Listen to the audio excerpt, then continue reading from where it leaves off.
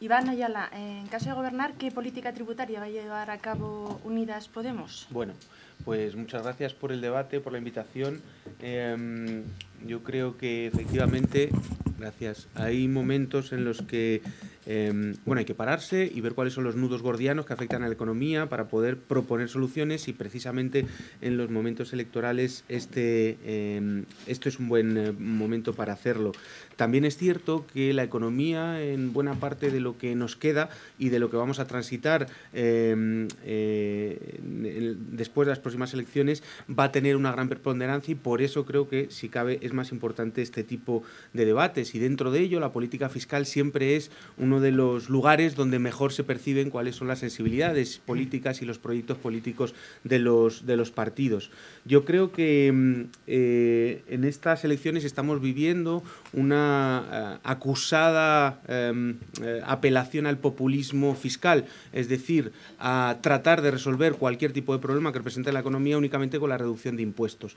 Yo creo que lo que tenemos que tener en cuenta no es tanto, como comentaba Alberto, los tipos nominales, por ejemplo, sino cuáles son los tipos efectivos que hay en la economía española, es decir, cuáles son los tipos que realmente se están pagando. Y ahí estamos muy lejos, muy alejados de la zona euro, porque en España hay un sistema tributario que parece un queso de Gruyère, donde hay diferentes privilegios que no afectan principalmente a las rentas más bajas, sino que afectan a los grandes patrimonios, grandes rentas y grandes empresas, que hacen que tengamos un diferencial de ingresos públicos con la eurozona de alrededor de 8 puntos. Eso en términos de ingresos. En términos de gastos son entre 4 y 5 puntos. Y esto hace que tengamos un estado de bienestar que todavía no ha sido desarrollado, ¿no? Fijaos que nuestro estado de bienestar empieza a desarrollarse en los años 80, y en el 96, con la llegada del Partido Popular, empieza a desmantelarse con un proyecto de privatizaciones y desmantelamiento del estado del bienestar que todos conocemos bien.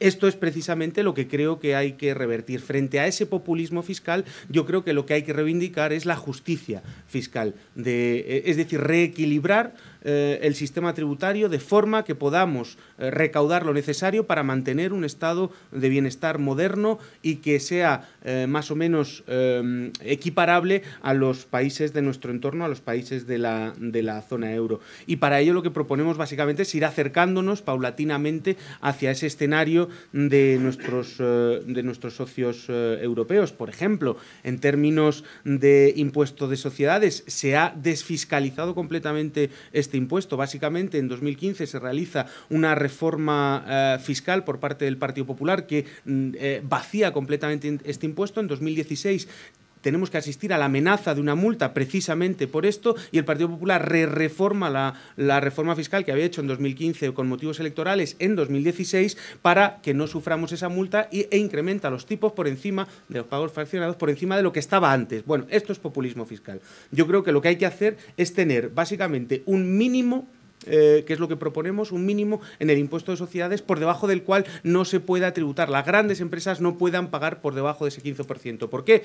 Porque no es lógico que las grandes empresas paguen un tipo efectivo del 4 o 5% y las pymes de un 15 o un 16%. Eso no tiene ningún sentido. Por tanto, la reequilibración hacia un término de justicia fiscal es lo que necesitamos en el impuesto de sociedades, y también es lo que proponemos, por ejemplo, en el impuesto de grandes fortunas, ¿no? Que para patrimonios de mayores de 1 millón de euros netos, habiéndose descontado ya la vivienda habitual, un impuesto que está proponiendo Thomas Piketty o senadores en Estados Unidos, para grandes fortunas de más de 1 millón de euros, como decía, pues se tribute en un 2%, progresivamente hasta un 3,5% para grandes fortunas por encima de los 100 millones de euros. ¿Y esto qué permitiría hacer? Bueno, pues permitiría recaudar alrededor de 10.000 millones de euros, concentrándose la principal parte de la recaudación en los 1.000 mayores patrimonios que tiene España. Como digo, no es algo que saque de la mano Unidos Podemos, es algo que hay propuestas a nivel internacional, a nivel Thomas Piketty o, como decía, en Estados Unidos, y creo que esa sustitución